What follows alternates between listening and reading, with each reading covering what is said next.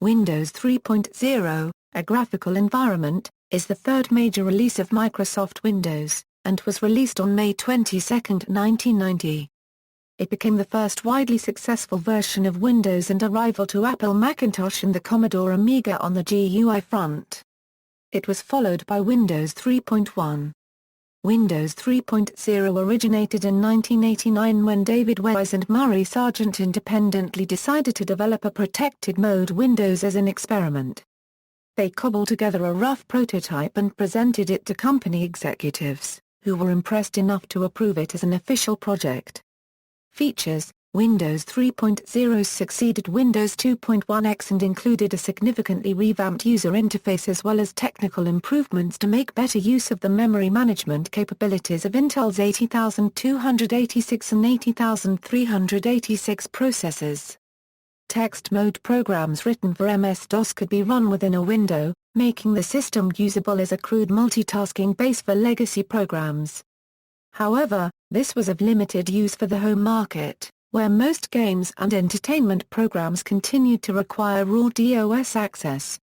The MS-DOS Executive File Manager program launcher was replaced with the icon-based Program Manager and the list-based File Manager, splitting files and programs. The control panel, previously available as a standard-looking applet, was remodeled after the one in Mac OS. It centralized system settings, including limited control over the color scheme of the interface. A number of simple applications were included, such as the text editor Notepad and the word processor Write, a macro recorder, the Paint program Paintbrush, and a calculator. Also, the earlier Reversi game was complemented with the card game Solitaire. The Windows icons and graphics support a full 16 colors in EGA and VGA mode, while Windows 2X only had colored menus and window boxes within application graphics being monochrome. 256-color VGA mode was supported for the first time. Windows 3.0 includes a protected enhanced mode which allows Windows applications to use more memory in a more painless manner than their DOS counterparts could. It can run in any of Real, Standard, or 386 enhanced modes, and is compatible with any Intel processor from the 8086/8088 up to 80286 and 80386. Windows 3.0 tries to auto-detect which mode to run in, although it can be forced to run in a specific mode using the switches /R, /S and /3 respectively. Since Windows 3.0 runs in 16-bit 286 protected mode and not 32-bit 386 protected mode, the default setup is to use the 64K segmented memory model. However, on 32-bit CPUs, the programmer had access to larger memory pointers and so it was possible to expand program segments to whatever size was desired. Since Windows API functions were 16-bit at the time, they could not use 32-bit pointers and thus it was necessary to place the portion of the program code that performed OS calls in a 64K segment. Like in DOS, although 32-bit instructions may be contained in the code. Because of this, Windows 3.0 can only access 16 MB total of RAM even on 386 CPUs which have the theoretical capability of utilizing 4 GB. This was the first version to run Windows programs in protected mode, although the 386 enhanced mode kernel was an enhanced version of the protected mode kernel for Windows/286. Windows 3.0 was the last version of Windows to advertise 100% compatibility with older Windows applications. This only applies to Real mode. System requirements: the official system requirements for Windows 3.0, 8086/8088 processor or better, 384K of free conventional memory, 1 MB, or 2 MB, hard disk with 6 to 7 MB of free space, CGA VGA 8514X graphics and an appropriate and compatible monitor, MS-DOS version 3.1 or higher. Also, a Microsoft-compatible mouse is recommended. Windows 3.0 cannot run in full color on 8086 machines because the EGA and VGA color drivers require a 286 but this could be worked around by either installing the Windows 2X EGA/VGA drivers or replacing the CPU with an NEC V20 per Volt 30. Microsoft had dropped support for the Tandy 1000 line by 1990, so a Tandy graphics driver was not provided for Windows 3.0, however, the Windows 2X Tandy driver could be copied into the target system and used. Memory modes. Windows 3.0 was the only version of Windows that could be run in 3 different memory modes. Real mode, intended for older computers with a CPU below Intel 80286, and corresponding to its real mode. Standard mode, intended for computers with an 80286 processor, and corresponding to its protected mode. 386 enhanced mode, intended for newer computers with an Intel 80386 processor or above, and corresponding to its protected mode and virtual 8086 mode. Real mode primarily existed as a way to run Windows 2X applications. It was removed in Windows 3.1X. Almost all applications designed for Windows 3.0 had to be run in standard or 386 enhanced modes. However, it was necessary to load Windows 3.0 in real mode to run swap-ILX, which allowed users to change virtual memory settings. Officially, Microsoft stated that an 8 MHz Turbo 8086 was the minimum CPU needed to run Windows 3.0. It can be run on 4.77 MHz 8088 machines, but performance is so slow as to render the OS almost unusable. Up to 4 MB of EMS memory is supported in real mode. Standard mode was used most often as its requirements were more in line with an average PC of that era, a 286 processor with at least 1 MB of memory. Since some PCs did not place extended memory at the 1 MB line and instead left a hole between the end of conventional memory and the start of XMS, Windows could not work on them except in real mode. Standard mode was still widely used on 386 PCs as many only had 1 to 2 MB of memory and used the 386SX chip, so they could not run enhanced mode well.